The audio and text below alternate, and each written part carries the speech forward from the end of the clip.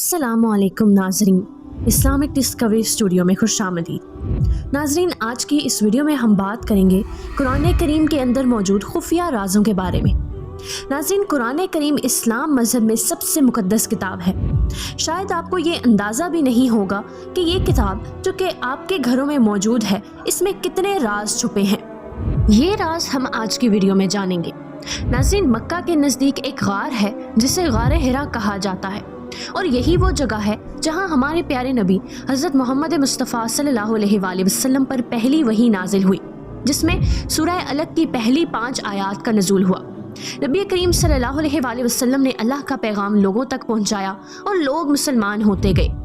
जैसे ही कोई पैगाम अल्लाह की तरफ से आता तो हुजूर नबी करीम सल्लल्लाहु अलैहि वसल्लम इसे अपने सहाबा को बताते, और सहाबा जैसे ही इस पैगाम को सुनते तो इसे फ़ौरन याद कर लेते या फिर खजूरों के पत्तों और पत्थरों पर लिख लिया करते। आखिरकार 63 साल की उम्र में नबी करीम सल्लल्लाहु अलैहि वसल्लम का विसाल हुआ। नाज़रीन, हजूर नबी करीम सल्लल्लाहु अलैहि वसल्लम के विसाल के बाद हज़रत अबू बकर सिद्दीक़ रज़ियल्लाहु ताला अन्हु इस्लाम के पहले खलीफा बने।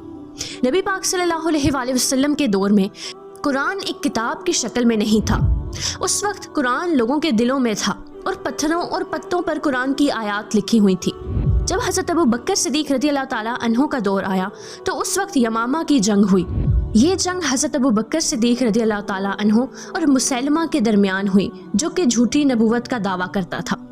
जब ये जंग हुई तो इस जंग में 70 ऐसे मुसलमान शहीद हुए जिनको कुरान करीम हिफ्ज़ था, जिनमें से एक सहाबी अबू हुज़ैफ़ा रज़ियल्लाहु ताला अन्हु भी थे, जिन पर नबी पाक सल्लल्लाहु अलैहि वसल्लम कुरान को लेकर बहुत भरोसा करते थे। तो इन सहाबियों की शहादत के बाद हज़रत उमर रज़ियल्लाहु ताला अन्हु ने हज़रत अबू बकर सिद्दीक़ रज़ियल्लाहु ताला अन्हु को सारी आयात को एक किताब की सूरत में इकट्ठा करने के लिए कायल किया, और इस काम की जिम्मेदारी हज़रत ज़ैद बिन साबित रज़ियल्लाहु ताला अन्हु को दी गई। फिर जब हज़रत उस्मान रज़ियल्लाहु ताला अन्हु खलीफा बने तो उन्होंने कुरान को किताब की शक्ल में महफूज किया ताकि लोग कुरान को सही से पढ़ सकें। नाज़रीन, जैसे जैसे साइंस तरक्की करती गई, कुरान के राज हमारे सामने खुलते गए। जिस ज़ुबान में कुरान नाजिल हुआ, ये अरबिक लिटरेचर की सबसे बेहतरीन और परफेक्ट शक्ल है। इस किताब का हर लफ्ज़ और जुमला अपने अंदर एक गहराई रखता है, और ये किताब एक ही मौजू को बार बार दोहराती है, और हर बार इसकी तशरीह नए सिरे से निकल कर आती है।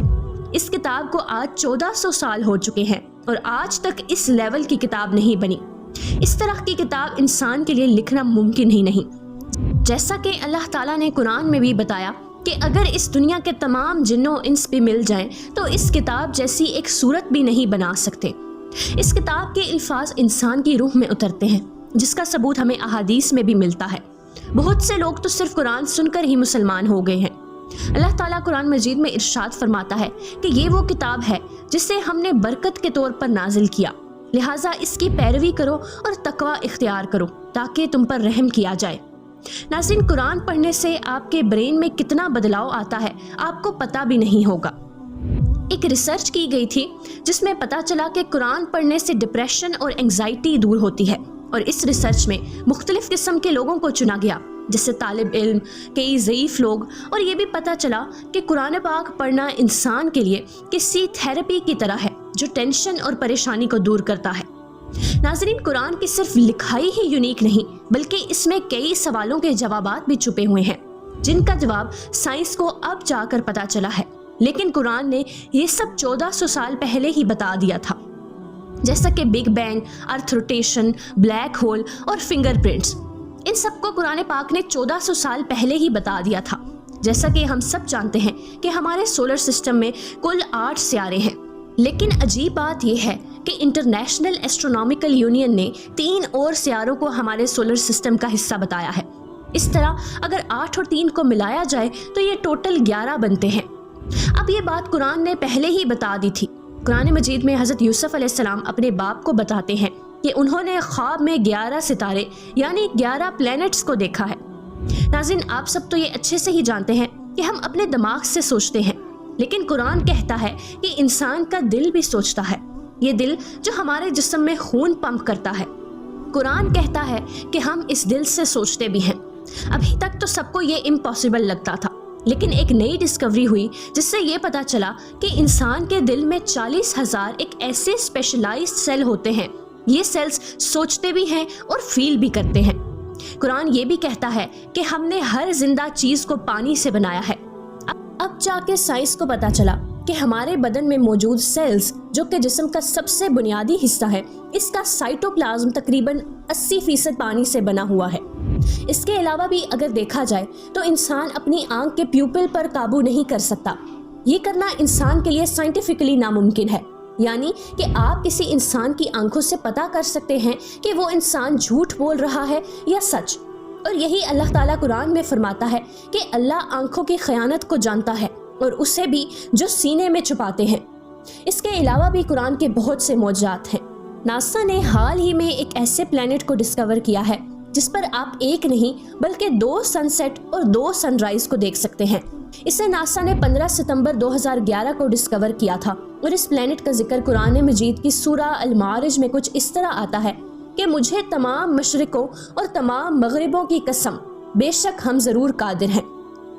ناظرین، قرآن میں سورہ شمس کے متعلق یہ معلومات بہت کمال کی ہیں۔ ناظرین، سورج میں 92% ہائیڈروجن اور 8% ہیلیم ہوتی ہے۔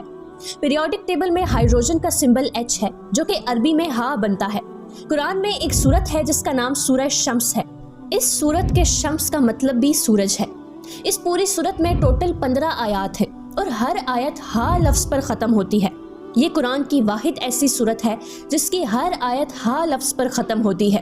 ناظرین، یہ سورت قرآن کی 91 نمبر سورت ہے، اور آپ یہ جان کر حیران ہوں گے کہ سورج بھی یونیورس کے بننے کے 91 ملین سالوں بعد ہی بنا تھا، اور زمین اور سورج کے درمیان کا کم ترین فاصلہ بھی 91.4 ملین مائلز ہے، جو کہ اس سورت کا نمبر ہے۔ یہی نہیں بلکہ زمین اور سورج کے درمیان ایوریج ڈسٹنس بھی 15 کروڑ کلومیٹر ہے، اور اس سورت میں ٹوٹل آیات بھی 15 ہیں۔ اس طرح سورج کے کور کا ٹمپریچر بھی 15 ملین سیلسیس ہے، بالکل اتنا جتنی اس سورت کی کل آیات ہیں۔ ناظرین، 1915 میں آئنسٹائن نے یہ ڈسکور کیا کہ اسپیس کو موڑا بھی جا سکتا ہے۔ یہی بات اللہ تعالیٰ نے سورہ انبیاء میں بیان کی ہے کہ یاد کرو جس دن ہم آسمان کو لپیٹیں گے، جیسے فرشتہ نامہ اعمال کو لپیٹتا ہے، ہم اسے دوبارہ اس طرح لوٹا دیں گے جس طرح ہم نے پہلے بنایا تھا۔ یہ ہمارے اوپر ایک وعدہ ہے، بے شک ہم ضرور یہ کرنے والے ہیں۔ ناظرین، ایسے کئی معجزات اور کئی معلومات سے قرآن کریم بھرا پڑا ہے جن کا ذکر کرنا اس ویڈیو میں ممکن نہیں۔ اس ویڈیو کے نیکسٹ پارٹ کے لیے ہماری ویڈیو کو ضرور لائک کریں اور ہمیں کمنٹ سیکشن میں آگاہ کریں۔ اگلی ویڈیو تک کے لیے اجازت دیجیے۔ اللہ حافظ۔